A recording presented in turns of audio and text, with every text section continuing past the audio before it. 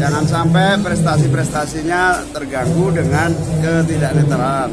Harus jaga nama beliau.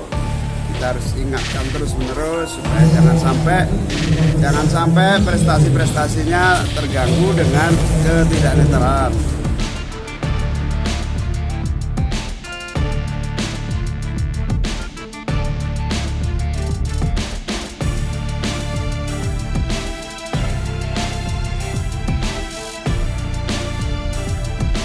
Harus jaga nama beliau, kita harus ingatkan terus-menerus supaya jangan sampai prestasi-prestasinya terganggu dengan ketidaknetralan.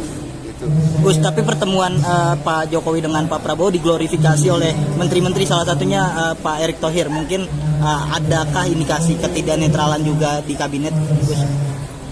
Ya nanti kita awasi bersama lah, tapi bahwa kita tidak bisa melarang menteri sama presiden ketemu. Rakyat yang menilai lah.